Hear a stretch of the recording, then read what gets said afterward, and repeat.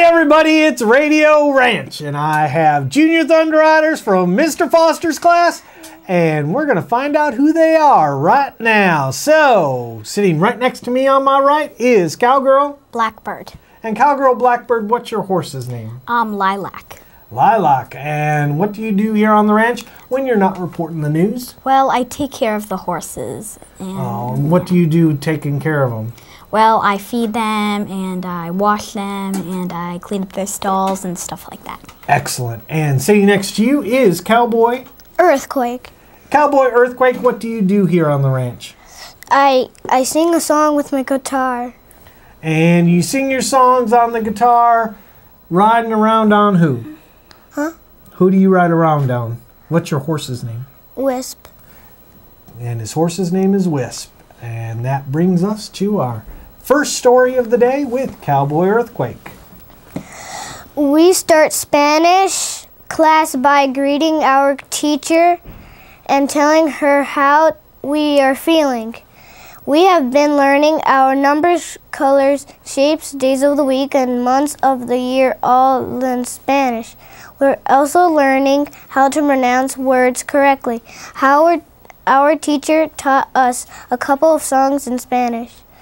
I wonder what we are going to learn next. Now, are any of those songs that you learned in Spanish songs that you sing here on the ranch?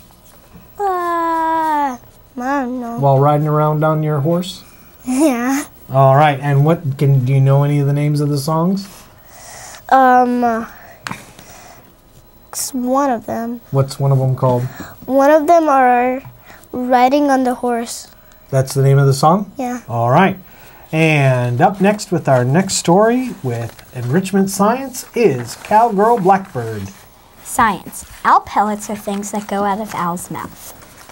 There are bones, fur, and feathers in the pellet. The owl is a predator. It eats rats and mice. The owls catch food with their talons or claws. We tried to figure out what animal the skeleton belonged to. The owls hunt their prey at night, and they are very smart. All right. And when you did your owl pellets and put the bones together, what do you think the owl ate? I think it ate a vole or a shrew.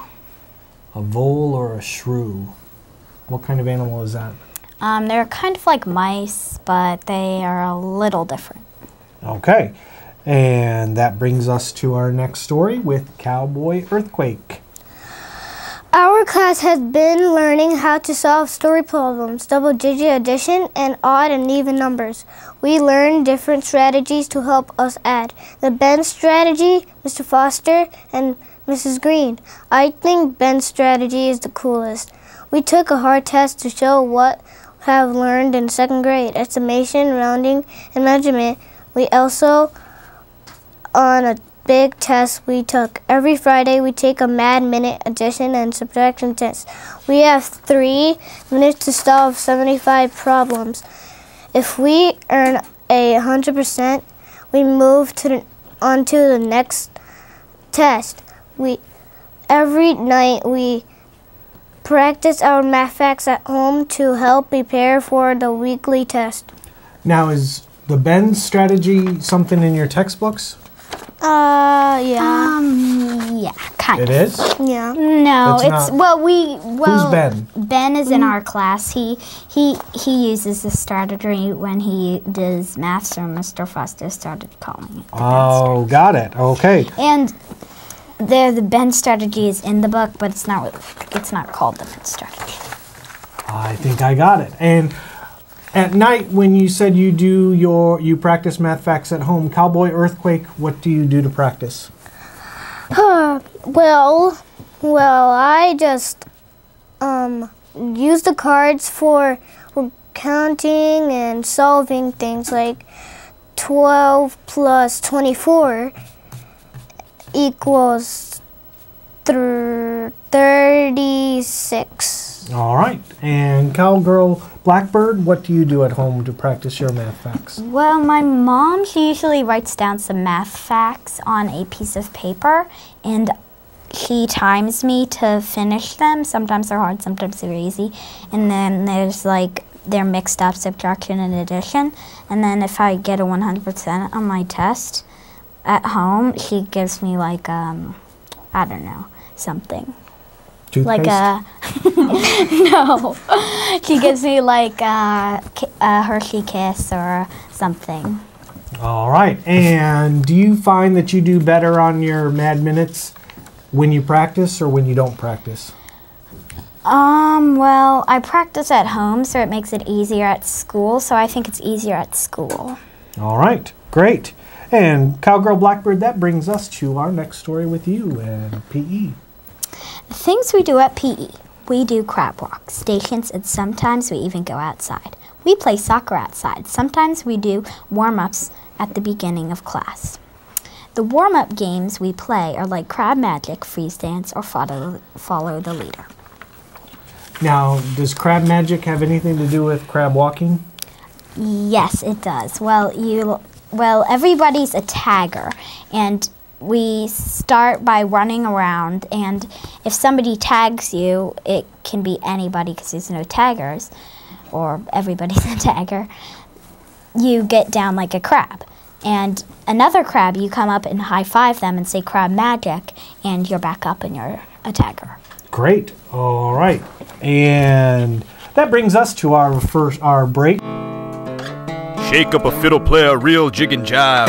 Dance like a bear jumping around a beehive. Tap your boot fast, tip your hat slow. It's time for a hoedown, so go, go, go. Bow to your partner, bow to your own. 3 hands up and around you go. Break it on up with a do-si-do. It's time for a hoedown, don't you know? Hi, my name is Cowboy Thundershock, and my name is Cowboy Lightning. And we have some jokes for you today. What do you call a boomerang that does not come back? I don't know. What? A stick. What kind of socks do pirates wear? I don't know. What do pirates wear? Argyle. Why didn't the lion eat the clown? I don't know why. Because he tasted funny. Why did the skeleton go to the movie alone? I don't know why. Because he had no body to go with. Why did the chicken cross the basketball court? I don't know. Because the ref called a foul. Why did the best student always wear sunglasses? I don't know. Why? Because she was so bright. What did one math book say to the other math book? I don't know. What did the math book say to the other? I sure have a lot of problems. I'm done. Okay, bye.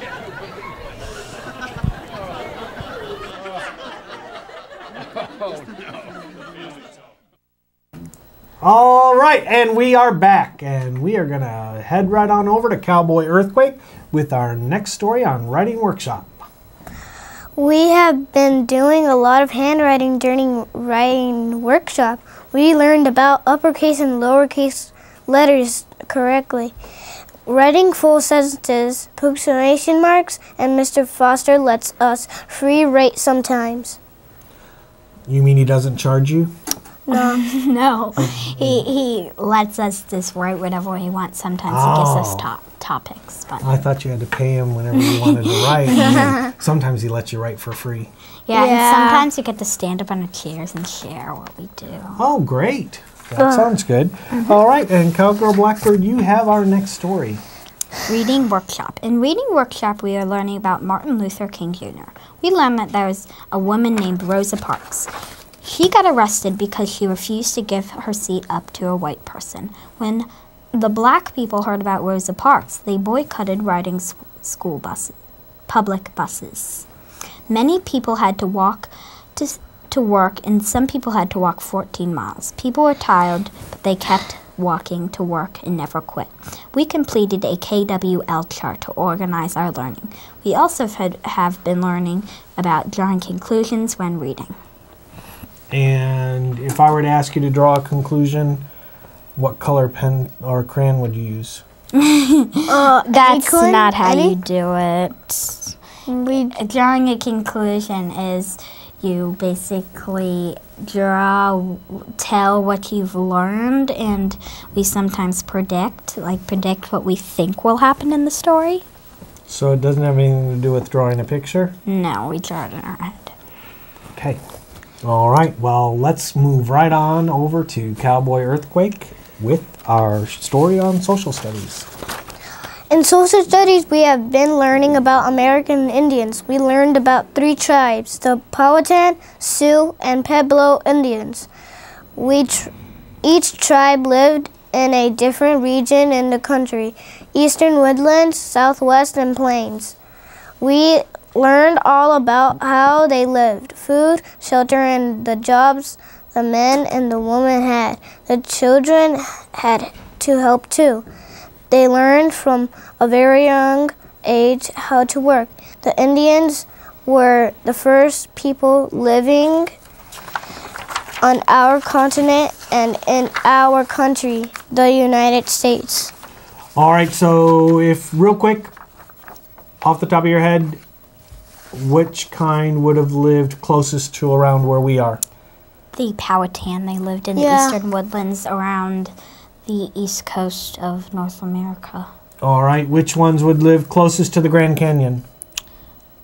The southwest. Indians?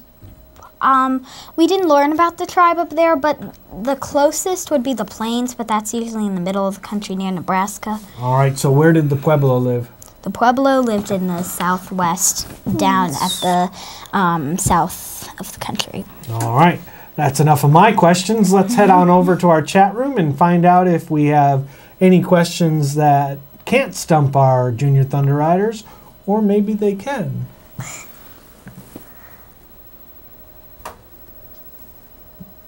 Nothing? All right, then I have one more just to clarify. Some of the people out there, you said KWL chart. They might not know what KWL stands for. What does KWL stand for? K stands for no. W stands for Want to know. Want to know, and then L stands for learn. All right, very good. And that brings us to the end of this edition of Radio Ranch. We'll be back again next week with new Junior Thunder Riders from Miss Vasquez's class, and we hope to see you then. Bye.